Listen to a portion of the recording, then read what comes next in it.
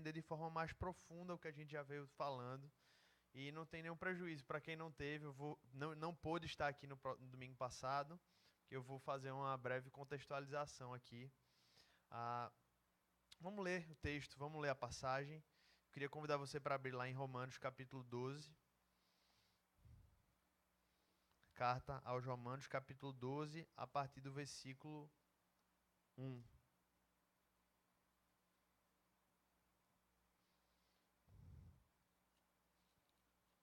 Eu vou ler do 1 até o 8.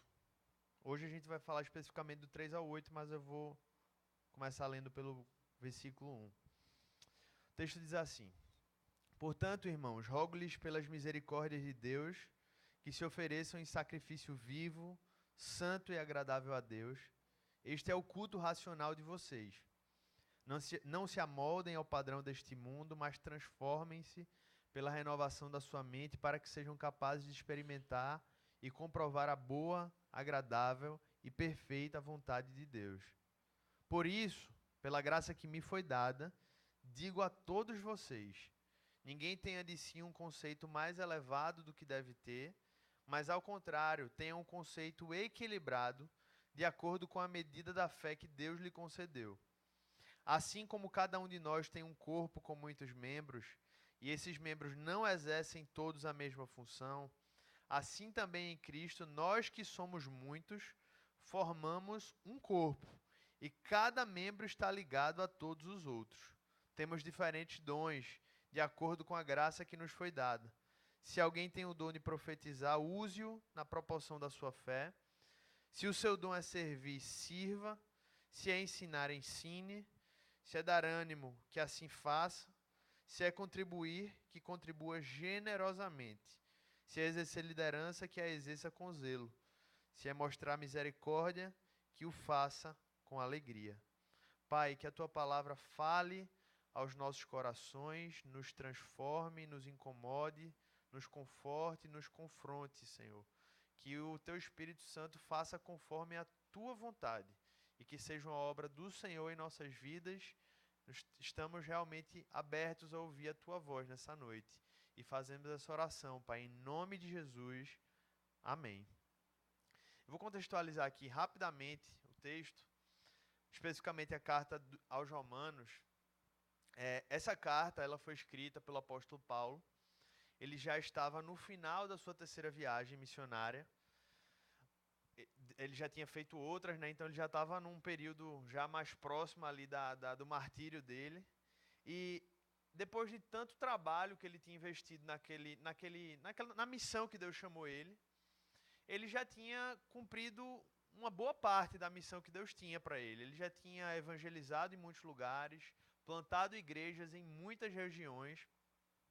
Só que ele tinha o objetivo também de chegar na região de Roma e depois da região da Espanha. E foi com esse objetivo que ele escreveu essa carta à igreja de Roma, falando um pouco daquilo que ele já tinha feito, já tinha vivido, porque ele, diferentemente de outras igrejas, a igreja de Roma, ele não pôde, ou melhor dizendo, ele não plantou aquela igreja, ele não pastoreou aquela igreja. Então, a carta aos Romanos é como se fosse uma forma dele explicar aquela igreja, coisas que ele não conseguiu fazer presencialmente, como ele fez com muitas outras igrejas. Então é justamente por conta disso que a gente vê que ela tem umas abordagens teológicas muito profundas. Se você ler o capítulo 1, 2, 3, 4 até o 11, você vê que ele traz abordagens e ensinos que ele não traz de forma tão profunda como em outras cartas. Se você realmente parar para perceber a carta aos Gálatas, aos Efésios, sempre tem uma abordagem de ensino, mas é diferente dessa carta à Igreja de Roma. E aí, só para você ter uma ideia, no capítulo 1 ao 3, ele começa falando sobre a natureza do homem, o desafio que o homem tinha diante do pecado que habitava nele. Nos capítulos 4 e 5 da carta aos Romanos, ele fala do que Jesus oferece para esse homem que se encontrava perdido. No capítulo 6, 7 e 8, ele fala da obra de santificação e de libertação que o Espírito Santo realiza na vida daqueles que Jesus começou uma obra. Do 9 a 11 ele fala do papel de Israel no plano de Deus, porque naquela igreja tinha muitos judeus. E aí quando ele passa por todo esse pano de fundo que eu falei aqui, de forma bem breve, mas se você for ler, você vai ver que é realmente muita coisa e coisas muito profundas. Quando ele chega no capítulo 12, ele começa a falar o que é viver a vida cristã na prática. Ele antes havia falado as bases da vida cristã, o que a gente acredita, como a gente crê, né, as bases teológicas da nossa fé. E aí no capítulo 12 ele começa a falar o que nós somos chamados a viver na prática, no dia a dia. O que é que tudo isso que foi falado do 1 ao 11 implica na minha vida? O que é que isso tem a ver comigo? E aí no versículo 1 e 2 que eu falei no domingo passado, de forma bem objetiva, que eu não tenho muito tempo, ele vai responder essa pergunta da vida cristã na prática do ponto de vista individual. O cristão ele é chamado a viver como? Né? De forma pessoal, devocional. E aí, nesse versículo 1 e 2, basicamente a gente vê que ele está dizendo que, em primeiro lugar, o cristão é chamado a render sua vida. O cristão não é só chamado a participar de um culto ou de ter alguma experiência, ele é chamado a render a sua vida a Deus por completo. E isso é um passo essencial. Depois ele fala que o cristão é chamado a não se amoldar ao padrão do mundo, ele não pode se amoldar ao que está aí fora. Na verdade, ele tem que ir além, ele tem que buscar uma transformação da sua mente por meio da palavra. E quando ele passa a viver esse processo na vida dele, é como ele conclui o versículo 1 e 2, ele passa a experimentar e comprovar a boa, perfeita e agradável vontade de Deus. Uma das conclusões que a gente tirou no domingo passado foi que, em resumo, muitas vezes a gente busca, né, e anda ansioso por entender a vontade de Deus, quando a Bíblia já disse muito claramente que o desafio não é tanto a gente ficar tentando desvendar o amanhã, mas sim buscar viver o que Deus já nos ordenou, para que a gente assim possa ter a paz e a convicção de que Deus está nos conduzindo conforme a sua vontade. Então, em resumo, foi isso que a gente ouviu nos versículos 1 e 2, e a gente percebeu que tem uma abordagem muito pessoal sobre a minha fé, sobre a minha experiência com Deus. E aí, a partir do versículo 3, que é o que a gente vai tratar hoje, o apóstolo Paulo, ele continua falando sobre essa experiência do que é viver a fé cristã e como isso impacta as nossas vidas, só que agora ele vai falar de forma mais abrangente e vai falar sobre o impacto que o evangelho produz na nossa relação com as pessoas, na nossa relação com a igreja, de forma relacional. Então, nesse primeiro versículo aqui, no versículo 3, o apóstolo Paulo, ele começa dizendo: por isso, pela graça que me foi dada, digo a todos vocês, ninguém tenha de si mesmo um conceito mais elevado que deve ter, mas ao contrário tenha um conceito equilibrado, de acordo com a medida da fé que Deus lhe concedeu.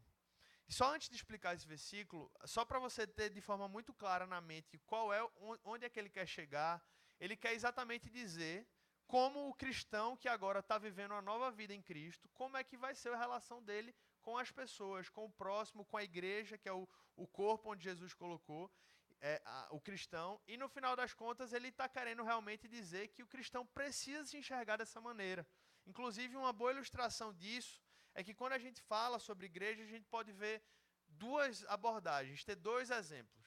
Primeiro, são as pessoas, a forma de enxergar a igreja como um ônibus. Por quê? Porque um ônibus não os de linha aqui da nossa cidade, tá? Imagina aquele ônibus um pouquinho melhor, ar-condicionado, né? Você está lá mais confortável. Se for usar o outro, não se encaixa muito bem, não. Que você pagou sua passagem, você entrou lá no ônibus, sentou, o ar está ligado, o motorista está dirigindo, o cobrador lá está recebendo, e você está ali, sentou, entrou e a viagem vai seguir. E você não está muito preocupado, basicamente você está ali só sentado, esperando o tempo passar e o destino chegar. Muitas pessoas tratam a igreja e o corpo de Cristo dessa maneira. Eles acham que uma vez que eles entraram no corpo, eles estão ali sentados, tem um motorista, que é o pastor, é o líder ali onde ele serve, do grupo de vida, e ele sentou. E a vida vai seguindo.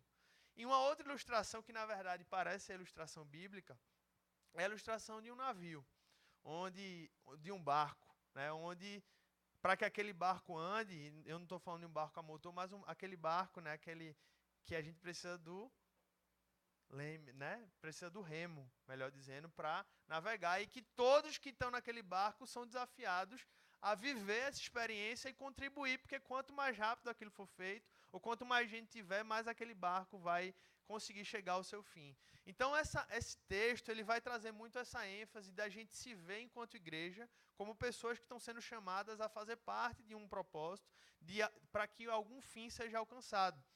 E aqui ele começa falando dessa abordagem relacional. A primeira coisa que a gente precisa entender para que a gente possa viver essa vida de relacionamento após a gente ter tido um encontro com Jesus. E aí ele começa falando esse texto que eu li. Então, antes da gente falar disso, a gente precisa lembrar que o Evangelho, ele não permite, meus irmãos, ele não permite, com base nesse versículo 3 e 4 que a gente leu, que nós tenhamos um conceito mais elevado sobre nós mesmos do que nós devemos ter. Ao contrário, o texto nos chama a ter um conceito equilibrado de nós mesmos, de acordo com a medida que a fé, de acordo com a medida da fé que Deus nos concedeu. Para a gente ser prático, o que é que isso significa? O que é que seria, afinal de contas, ter um conceito equilibrado de mim mesmo? Bem, parece que quando o apóstolo Paulo está querendo falar disso, facilita para a gente entender o que seria ter um conceito desequilibrado. Quando a gente fala de ter um conceito desequilibrado sobre nós mesmos, a gente lembra que é algo que pode ser associado a gente saber mais, por exemplo, do que a gente sabe. Eu acho que eu sei mais do que eu sei, ou eu acho que eu posso mais do que eu realmente posso.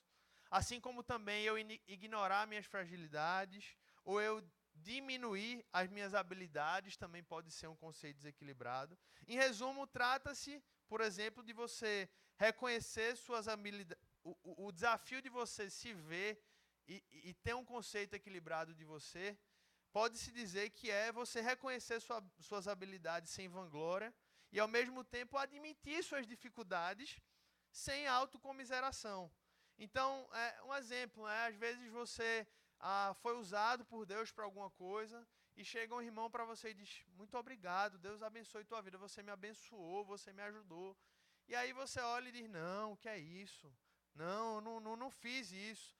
E isso é uma das formas de a gente não ter um conceito equilibrado, porque na verdade o desafio da gente seria dizer, Senhor, se eu fiz isso, glória a Deus, glorificado seja o nome de Deus, porque o Senhor me usou para isso. Né? E isso é uma das formas da gente perceber que Deus nos usa, e quando Deus nos usa, a gente dá a honra que Ele merece.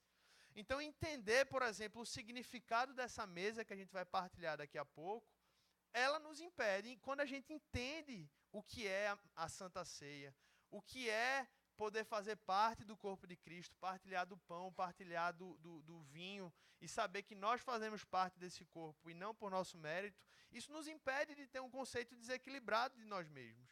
E isso é um primeiro passo fundamental que a gente precisa dar se a gente quiser viver de acordo com a vontade do nosso Deus no meio dos relacionamentos que Deus está nos colocando. Porque fala sério, gente. É muito difícil lidar com relacionamentos, é muito difícil lidar com pessoas que não conseguem compreender realmente quem elas são, ou como elas se enxergam. Ou a pessoa vai tender a se achar mais do que ela é, e você olha e diz, cara, essa pessoa vai quebrar a cara, ela tá achando demais. Ou então aquela pessoa que diz, não, eu não posso nada, ó vida, ó céus, nada vai dar certo, nada vai funcionar, Deus não pode me usar para nada, eu não sirvo para nada. Isso, em meio aos relacionamentos, é destrutivo, tanto um lado como o outro.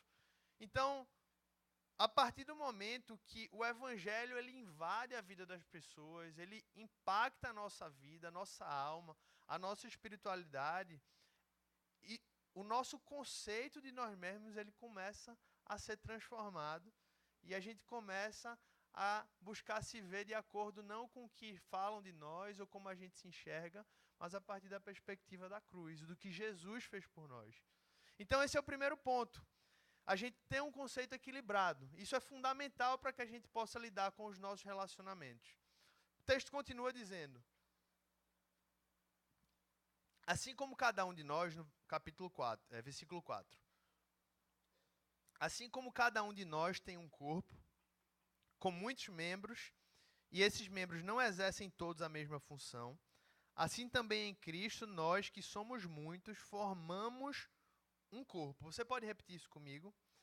Assim também em Cristo, nós que somos muitos, formamos um corpo.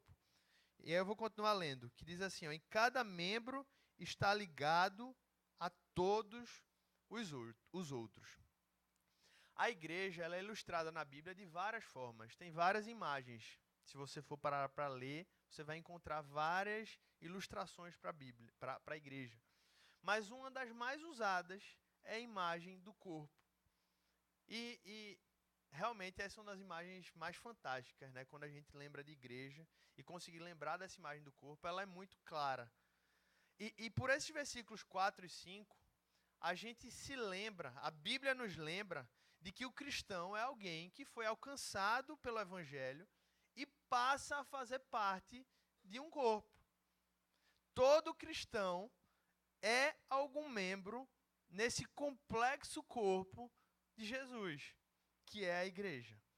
A igreja de Jesus revela uma unidade, isso é incrível, gente. Ela revela uma unidade em meio à diversidade. É algo que a gente não consegue nem muito conceber. Muitos membros que formam um corpo.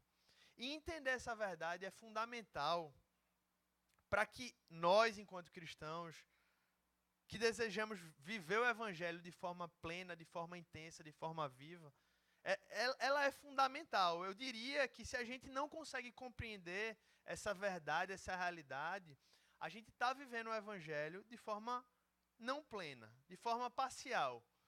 E quando a gente começa a entender essa verdade, o Evangelho ele começa a se tornar mais vivo, mais real, mais intenso, mais apaixonante em nossas vidas.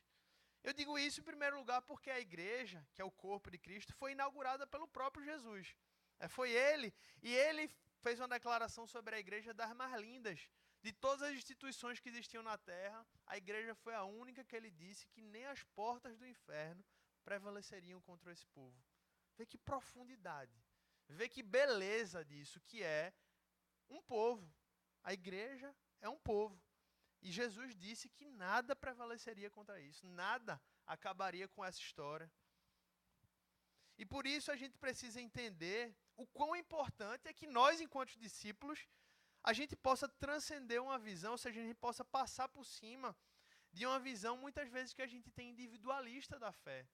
Olhando muito para nós mesmos, para a gente parar para realmente refletir nesse povo, nessa instituição que é milenar, que é histórica, e que foi iniciado pelo nosso próprio mestre. E justamente por a gente ter perdido um pouco dessa perspectiva, muitos têm tratado a igreja com um olhar consumista. Tratam o corpo de Cristo de que forma? O que eu vou ganhar? O que eu vou receber?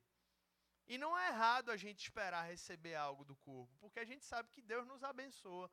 Mas a gente, ao mesmo tempo, é desafiado a saber como eu vou dar, como eu vou abençoar. Só que justamente pelo fato de muitas vezes a gente ter um conceito desequilibrado, que foi o que o versículo 3 trouxe, a gente começa a olhar também a igreja sob uma outra perspectiva.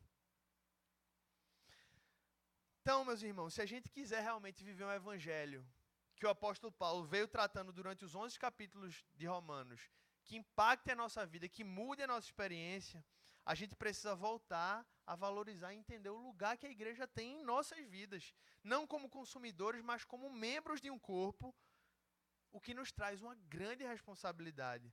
John Stott, um dos grandes teólogos do século XX, ele disse que se a igreja ela é central nos propósitos de Deus, ela também deve ser central em nossa vida. E eu posso dizer que foi algo me marcou muito durante um momento em que eu me voltei para Deus, eu estava andando afastado de Deus. Eu posso testemunhar que essa relação com a igreja foi uma das coisas mais claras que mudaram na minha vida. Antes eu olhava para a igreja, para o povo de Deus. E isso era indiferente para mim. Eu olhava, né, eu vinha para os cultos, porque meus pais me traziam na minha adolescência. Inclusive, meu pai tá aqui, eu louvo a Deus pela vida dele, porque essa insistência dos pais, às vezes, pode parecer chato para o adolescente, ou os pais podem até dizer, será que eu estou fazendo certo? Mas Deus, uma hora, Ele age. Amém? Então, isso no meio desse processo, eu posso dizer que foi, enquanto Deus começava a fazer o evangelho florescer na minha vida, o amor que eu tinha pela igreja começou a florescer de uma forma sobrenatural.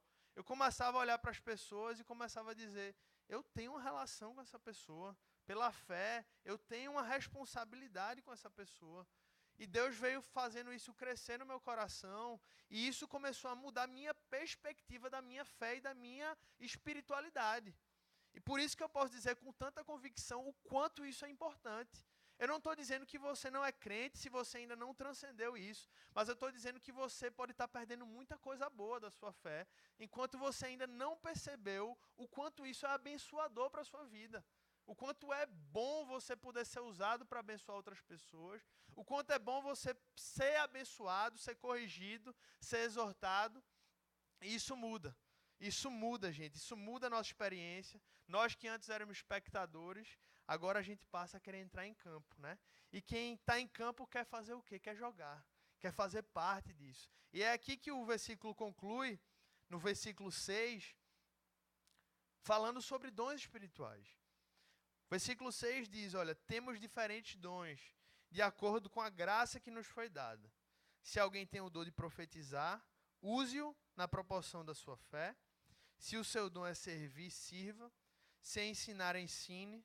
Se é dar ânimo, que assim faça. Se é contribuir, que contribua generosamente. Se é exercer liderança, que a exerça com zelo.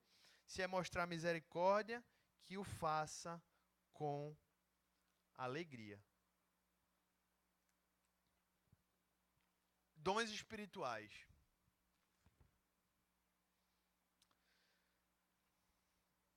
Dom, carisma no original, essa palavra, reflete um presente que Deus dá a nós, de forma graciosa, sem cobrar nada, e que serve para nos capacitar para o serviço, para que a gente possa servir outras pessoas.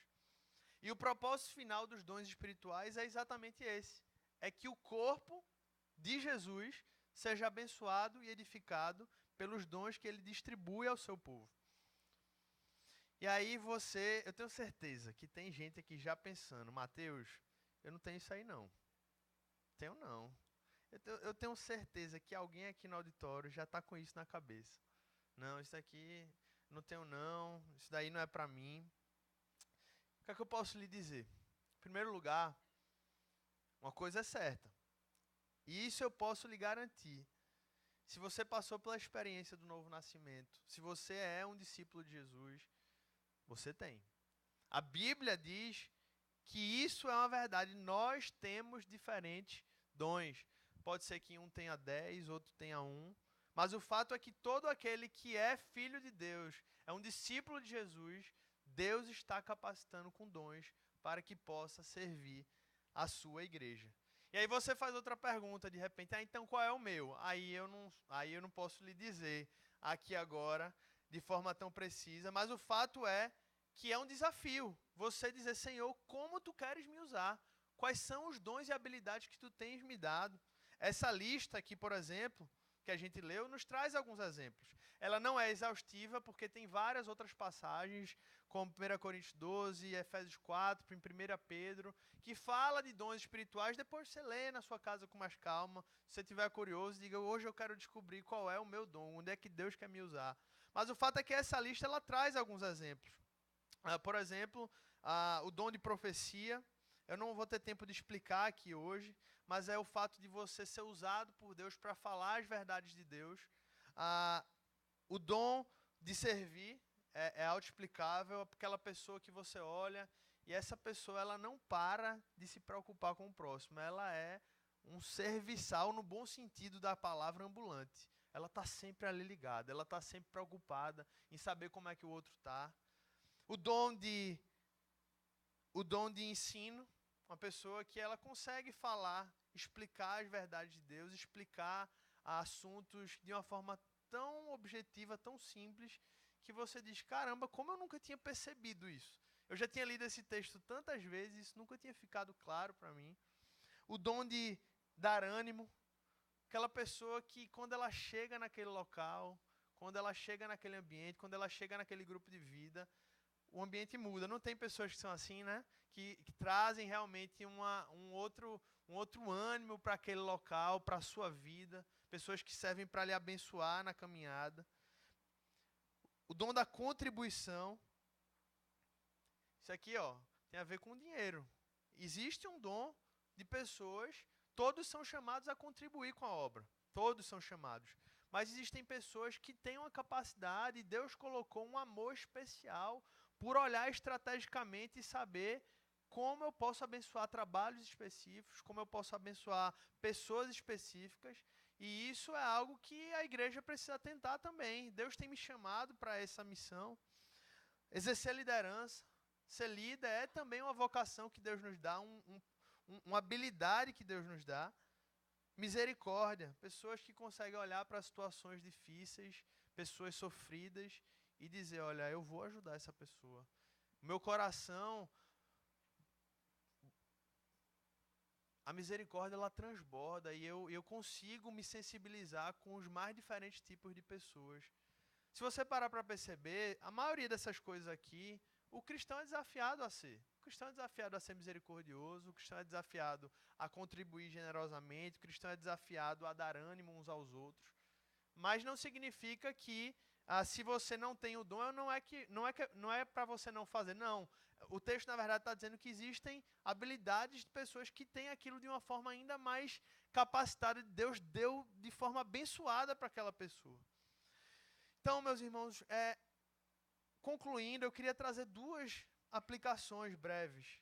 Diante desse texto que a gente leu, a gente teria várias aplicações, mas pelo tempo e pelas várias aplicações que a gente tem, eu não conseguiria acabar com todas elas. Mas, em primeiro lugar, uma coisa que eu queria trazer de forma muito prática, diante desse texto, para as nossas vidas, é que se a gente realmente viu, diante desse texto, que Deus nos dotou, Deus te dotou, Deus me dotou com algum dom espiritual. A pergunta que a gente precisa se fazer, que você precisa se fazer, é se você já identificou isso na sua vida. Às vezes a gente está vivendo igreja há anos, mas a gente ainda não parou para perceber a experiência de que a gente está no barco, a gente está achando que está no ônibus. E por o fato da gente não ter se tocado de que a gente está no barco, a gente nem para perceber que a gente precisa pegar no remo, porque a gente acha que o motor está andando. Então a primeira coisa que a gente precisa se perguntar é isso. Você já identificou como Deus tem lhe capacitado? Ou, indo além, você tem orado por isso, tem pedido, Senhor, me dá mais dons, me capacita mais, porque isso também é legítimo. Jesus nos chama a fazer isso. E um outro desafio, de forma prática, que eu acho que a gente deve levar aqui nessa noite, que você deve sair desafiado aqui, é saber e pedir orientação a Deus, né? Para saber se você de fato tem vivido essa experiência e como você pode se lançar nessa aventura. Como você pode fazer parte disso? Uma pergunta é, você tem servido as pessoas, servido a igreja, servido ao povo de Deus, servido às pessoas que estão ao seu redor, com os dons que Deus te deu? Ou seja, em primeiro lugar, você tem que identificar qual é o dom que você tem. Isso você tem que buscar. Você tem que dizer, Senhor, me revela. Então faça isso através de oração. Pergunte a outras pessoas. Depois comece a cair em campo. E aí daqui a pouco Deus vai começar a dizer, olha, tá vendo? É isso. É isso que eu estou mostrando, que eu quero e que eu posso te usar. Então, que esse seja o desafio que fique para a sua vida hoje, de forma bem prática, de forma bem objetiva. Que hoje você possa sair daqui dizendo, poxa, eu faço parte de um barco. Eu não estou num ônibus. E nesse barco, Deus está me chamando para pegar o meu remo. Deus está me chamando para fazer parte disso. Então, meus irmãos, esse texto nos revela claramente que quando o evangelho, esse evangelho que o apóstolo Paulo veio falando do capítulo 1 ao 11, além dele começar a impactar a nossa mente, a nossa vida individual, ele também tem impactos na nossa relação com os outros. E ela transforma e nos produz em nós um estilo de vida de serviço. De forma objetiva, é isso que essa passagem que a gente leu está dizendo. Quando o evangelho alcança a vida de alguém, essa pessoa começa a se desafiar, a se ver e viver como alguém que serve, que está olhando para as situações e diz: Senhor, como tu queres me usar, Pai? Como é que tu queres me usar, Senhor? Então, primeiro lugar, recapitulando, primeiro passo, ter um conceito equilibrado de si mesmo. Segundo lugar, ter o senso de pertencer a um corpo. Isso é uma verdade que a gente precisa ter. E terceiro e último lugar, identificar o dom que Deus tem te dado e como você pode usar. Isso serve, gente, para o mais novo que está aqui nesse auditório, a mais nova, até o mais velho, o que já passou por mais sofrimento, o que passou por menos sofrimento, porque são diferentes dons, temos diferentes dons, mas somos um só corpo. E todas as capacitações são concedidas pelo Espírito Santo. Hoje o bispo trouxe uma palavra sobre o Espírito Santo e essa palavra, o pano de fundo dela também é o Espírito Santo, porque os dons eles são derramados pelo Espírito.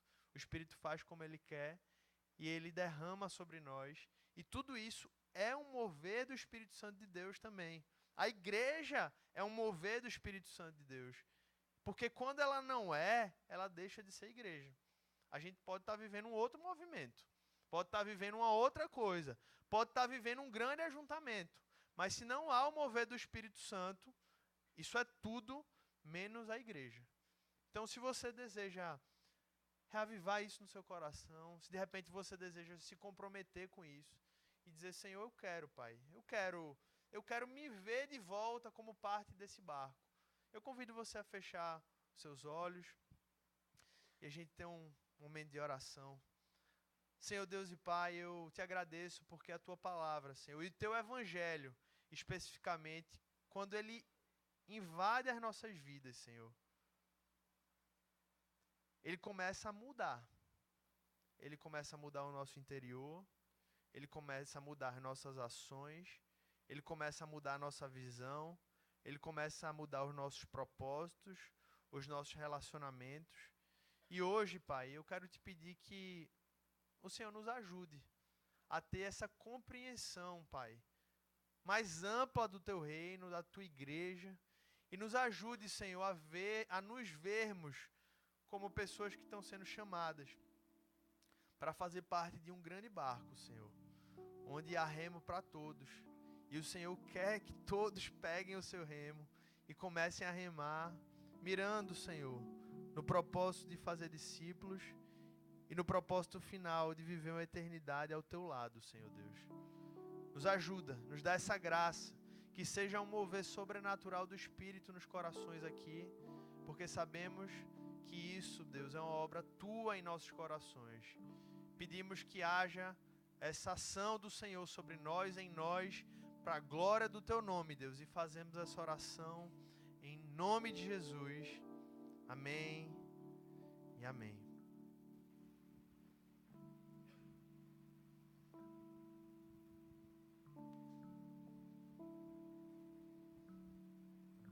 Essa obra do Espírito Santo é um mistério e, entre outros mistérios que o Senhor deixou, é a Santa Ceia do Senhor. Eu convido a igreja a fazer uma autoavaliação, uma reflexão da sua vida, como a própria palavra pede, que seja um momento de exame próprio.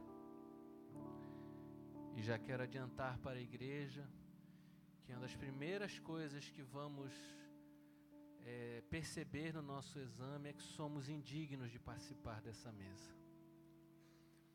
Mas a nossa esperança está naquele que dá dignidade a essa mesa, que é Jesus Cristo.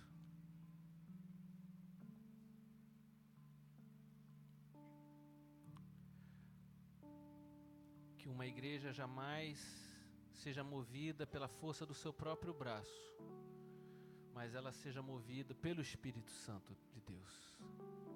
Isso não é fruto da sabedoria humana. De alguma maneira, nós somos como o Senhor falou para Nicodemos. O vento sopra de um lado, nós não sabemos de onde ele vem, nem para onde vai, mas nós sabemos que somos guiados pelo Espírito Santo de Deus.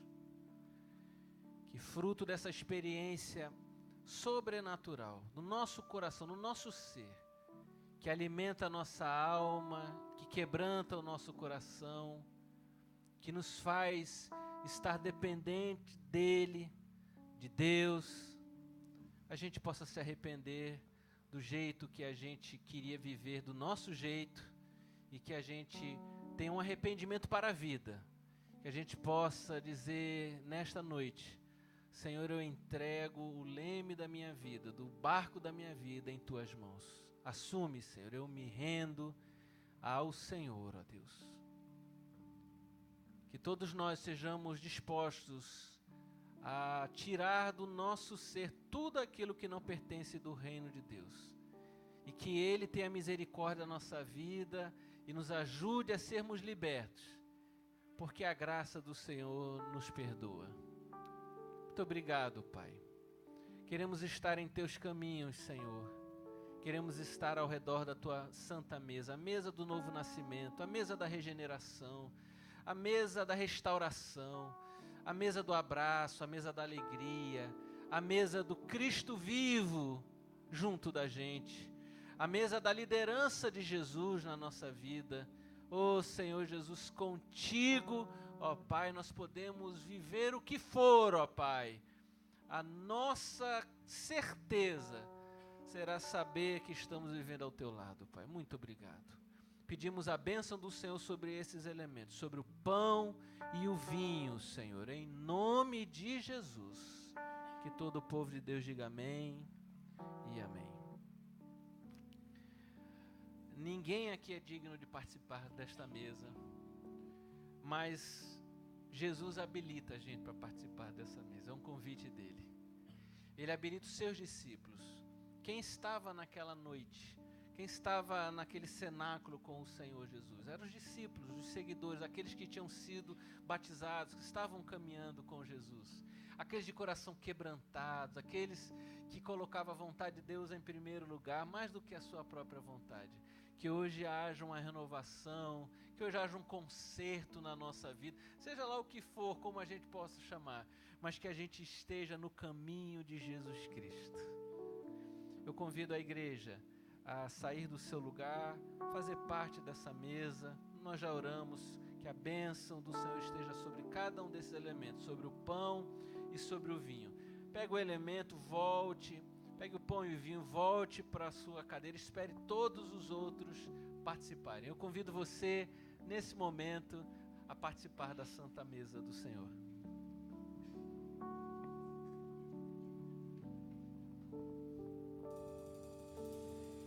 Existe um rio, Senhor, que flui do Teu grande amor, águas que correm do trono,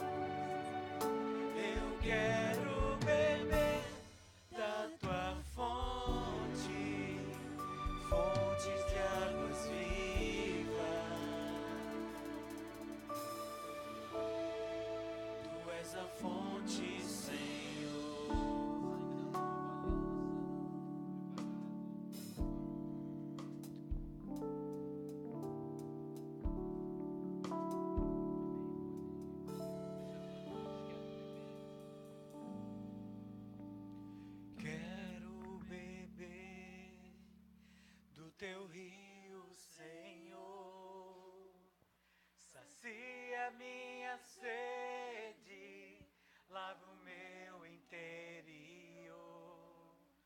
Eu quero fluir em tuas águas. Eu quero beber da tua fonte, fontes de águas vivas.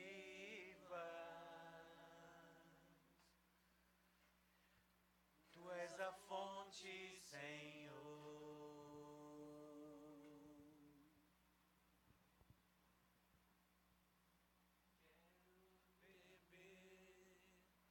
Do teu rio, Senhor, sacia minha sede, lava o meu interior. Eu quero fluir em tuas águas. Eu quero beber da tua fonte, fontes de águas vivas. Tu és a fonte, Senhor. Me lembrei da história de um dono, um pai, né, que ele estava cuidando de um ente seu que estava enfermo e a sua dedicação era tão grande que ele não pôde mais cuidar da casa dele como ele cuidava. Ele tinha um carinho pelo jardim e aquilo foi tudo se desconfigurando. Foi ficando feio, as ervas daninhas foram tomando conta e aquilo que era aquele lugar que era uma casa tão bonita, um lar tão cheio de alegria, ficou tão feio. Meus irmãos, nós cremos na vida que vem da parte de Jesus Cristo, que muda a história das pessoas. Ao intervir naquela casa, e a misericórdia do Senhor foi tão linda e maravilhosa ali, que aquele lar voltou a novamente conhecer a paz e viu aquele jardim sendo cuidado, a alegria voltando para dentro de casa. Eu creio que assim é a vida de Cristo na nossa vida. Eu creio que essa mensagem aqui, que está nas nossas mãos, é uma intervenção de Deus para nos abençoar, para a nossa salvação. É uma esperança renovada. A sua vida era uma sem Cristo e com Cristo se passou a ser outra. De repente, você até está vivendo um daqueles momentos tão frios, onde poderia ser, ao invés de um avivamento, um momento até de deserto na sua vida, de sequidão, porque crentes podem viver por isso e dessa maneira. Mas eu creio que a palavra foi proferida, pregada, e a esperança que é Jesus está aqui nesse lugar. Amém. Que haja uma renovação na sua vida, uma renovação de fé, uma renovação do Espírito Santo. Por que é que você vai desistir, se nas tuas mãos está a vitória de Jesus Cristo? Por que você vai deixar ser tomado pela tristeza, pela incredulidade? Se o maior milagre de todos já foi possível ser feito, todas as outras coisas serão acrescentadas. Amém, gente? Esse é a mesa do sobrenatural. Esse é a mesa que não é do homem, essa é a mesa da fé. Essa é a mesa da vitória de Jesus Cristo. Essa não é a mesa só do agora. Essa é a mesa do futuro. Essa é a mesa da esperança futura. Que a sua fé seja renovada em nome do Senhor Jesus. Erga o pão. Pai bendito, é o teu corpo. Nosso melhor amigo teve o seu corpo ali mutilado, torturado, perfurado. E o Senhor estava fazendo isso em memória de cada um de nós. Ali o Senhor estava lembrando da gente, estava lembrando de Doris, estava lembrando ali de Michael, estava lembrando ali de Denaide, estava lembrando ali de Vando, de Flávio, estava lembrando ali da Maria, estava lembrando ali de Eliane, estava lembrando de cada um de nós. Ali ele estava lembrando de cada um de nós. E ele deu o seu corpo como melhor amigo, como nosso Salvador. Muito obrigado, Pai. comamos todos do pão em memória do sacrifício de Jesus, libertador para a nossa vida, em nome de Jesus. Comamos todos.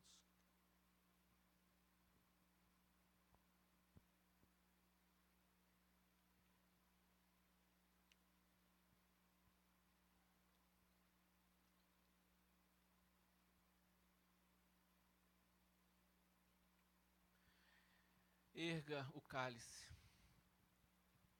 Um documento é assinado com tinta. O documento da nossa libertação foi assinado com a tinta mais cara de todas, o sangue de Jesus. Há poder no sangue de Jesus. A sentença que era contra nós foi rasgada. Ela foi exposta como um testemunho de que foi pago. E o sangue de Jesus confirma essa vitória na nossa vida. Fomos comprados pelo preço mais alto de todos. Então que a gratidão brote em nosso coração. Obrigado, Pai. Seja louvado e adorado. Que possamos seguir a este Mestre tão amado, tão bom, que tem os melhores planos para a nossa vida. E que o sangue de Jesus seja a nossa justificação. Oramos assim em nome de Jesus. Bebamos todos do cálice.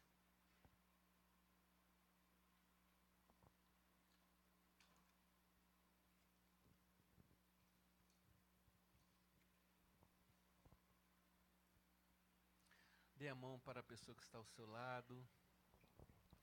A Bíblia diz que eles saíram cantando a música. Aquele contexto já era um contexto muito difícil. Eles estavam já ali sofrendo uma perseguição, mas eles conseguiram sair cantando dali.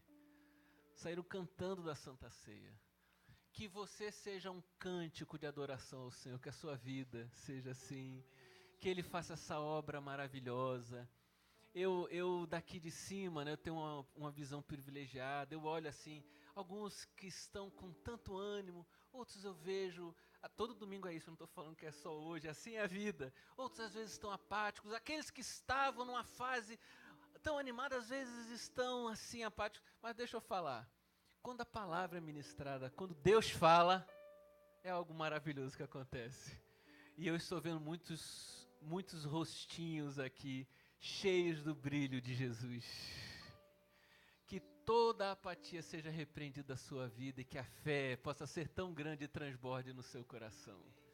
Obrigado, Senhor, te agradecemos, que seja uma semana abençoadíssima, de celebrações na família, de esperança, ó Deus. Ó Deus bendito, dos ministérios da igreja sendo vividos de maneira tão intensa, dos projetos que o Senhor está usando os teus filhos no trabalho deles, nos negócios que eles vivem, a bênção do Senhor sobre cada um. Que o amor de Deus, a graça maravilhosa do Senhor Jesus e as consolações do Santo Espírito de Deus recaiam sobre todos que estão aqui, desde agora e para todo sempre. Meu querido, minha querida, que o Senhor te abençoe rica e abundantemente. Volte mais vezes, esteja aqui nesses finais, nesses eventos de fim de ano, seja aqui nos próximos cultos, faça parte da vida da igreja. Eu convido a igreja a fazer a leitura da nossa declaração bem forte. Seguiremos com fé, esperança e amor, reconciliados com Deus, através da maravilhosa graça de Jesus Cristo, vivendo o poder do Espírito Santo, sendo restaurados todos os dias pelo Evangelho, amando a paz que Deus colocar em nosso caminho, conduzindo apaixonadamente pessoas a Jesus Cristo. Maranata, ora vem, Senhor Jesus. Deus abençoe a sua vida. Boa semana.